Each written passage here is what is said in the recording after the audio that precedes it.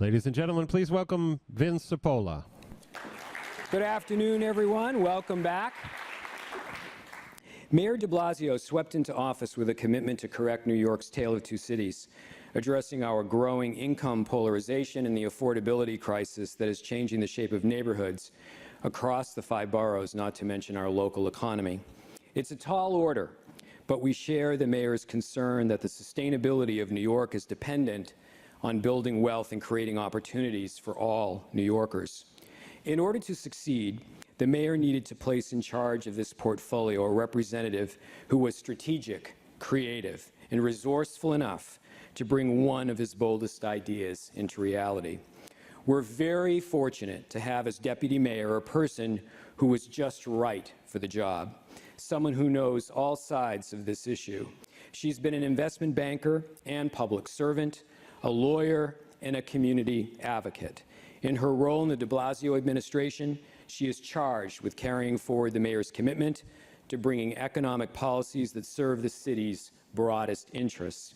Please welcome back to the summit stage Deputy Mayor Alicia Glen. Thank you.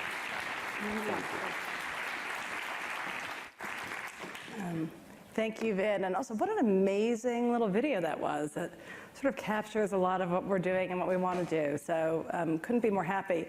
I also, when he said welcome back, I have to confess that about a year ago, when I came to do the summit, I was asked to, in like 5 minutes, give all my ideas for what the new mayor should do. And I remember at the time thinking, God, I have all these ideas, and oh my God, there's such a big agenda, this is crazy, how is this guy gonna do it? And now, of course, I am sort of stuck with my own list of things that we're supposed to do. So it goes in the be careful what you wish for department, but it is an incredible honor to be able to work with this mayor, and it's fantastic to be able to talk to all of you today, national, and I gather some fabulous international urbanists.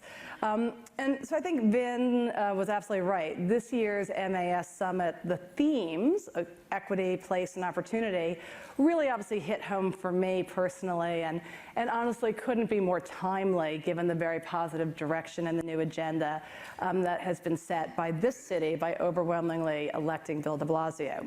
And I know that many of my current and former colleagues are going to be participating in the summit over the next couple of days, and I'm sure you'll see why and hear firsthand why New York City is such an amazing city of innovators and an amazing set of public servants. So I want to be brief because you're going to get into the real nitty-gritty details with the subject matter experts. And I know that I'm here to talk today about competitiveness of cities. So I have to also be compelled to tell you all that I'm very biased when it comes to this topic. I'm a born and bred New Yorker. I live in the same zip code I was born in. And so for me, I'm not just biased. For me, like, we win hands down no matter what, but that doesn't mean we don't have to do stuff to keep making it even better. And, you know, and in many ways, New York City is really thriving and more vibrant than ever. So we now have a record 8.4 million people. That actually is our record. We had suffered some population decline for a while, but we are now back at the 8.4 million mark with projections to be 9 by 2040, and that's just the official count. We now have people who speak over 800 languages in this town. Our gross city product is at $678 billion, to be exact, which is an all-time high. More Fortune 500 companies are here than any place else in the world. And more importantly, maybe new companies, even old companies, companies like Cadillac, poor Detroit, right, are coming to have their headquarters here, while tech companies like Google, Facebook, Amazon, they are all growing here exponentially. So it's just crazy. We also now have 300,000 acres of parkland. We have 1,000 playgrounds. We had 54 million tourists in 2013, a record, and we're on pace to well surpass that this year. The first phase of Cornell Technion is in the ground on Roosevelt Island, and we have hundreds of amazing cultural institutions, museums, performing arts centers, zoos, historic sites. I mean, anybody who's been here knows how amazing it is. But our economy in our city does face serious challenges. Over 21% of New Yorkers live below the federal poverty line. Does anybody know what the federal poverty line is for a family of 4? It's $22,000. That's just not okay. More than half of New Yorkers are severely rent burdened, and that means that you're paying more than 50% of your disposable income towards your housing costs. And rents are rising rapidly. The market is hot. It's great. But wages are declining.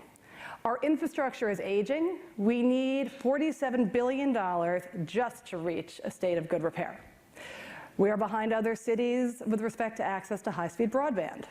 And because we remain the highest cost city in the country, we don't kid ourselves, we know that the temptation for people to live and start and grow businesses in other emerging cities and even other just regular old cities is real. We don't take that lightly. So what are we going to do about it? So, well, with the short time I have with you today, I want to emphasize that we are implementing a comprehensive economic development agenda that is built on the principle that diversity is the great advantage that cities have. If we invest in a diverse set of people, places, and industries, we can create an infrastructure of opportunity that will set the example of what a dynamic, sustainable, and equitable urban economy really looks like.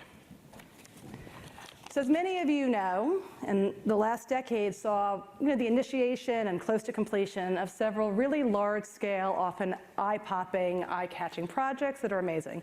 The Freedom Tower is almost done. Hudson Yards is coming out of the ground. The New York Wheel, which will make the London Eye look like a little thing at the carnival, is coming to Staten Island. No offense to my English colleagues. The High Line, Cornell Tech. These projects and others have helped to maintain New York City, again, as a global center of commerce, media, culture, education, and innovation. And let's face it, it's never been cooler to be a New Yorker. Even if you don't live in Brooklyn, it's cool to be a New Yorker. And as the Queens Borough president said to me this morning, if somebody tells me that Queens is the new Brooklyn, she's going to kill herself, because Queens is just the new and always fabulous Queens.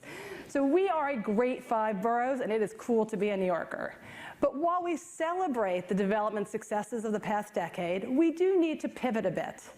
Our policies need to be focused on keeping both the traditional engines of our economy strong, while we are strategically investing in growth sectors and neighborhoods that support our commitment to creating more opportunity for all New Yorkers, both those who are here today and for the hundreds of thousands we know who are coming. So simply put, we believe that to maintain our global competitiveness, drive long-term growth, and quite frankly, I think to maintain our coolness, we have to work to combat inequality and address affordability. We're only as cool as we are diverse and different. So we have launched the most ambitious housing plan ever. We're going to build or preserve 200,000 affordable housing units in a decade, and we're going to do it for a broader range of incomes and for a changing face of the city. For too long, affordable housing has been a very narrowly defined concept and framework. That's not the world. Not everybody fits in a tiny little income band.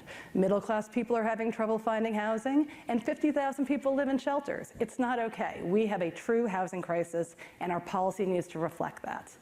We also need to understand the changing demographic dynamics. We have many more single-family households. We have different types of families forming, and we need to sort of align our housing policies and programs with the realities of how people form households today.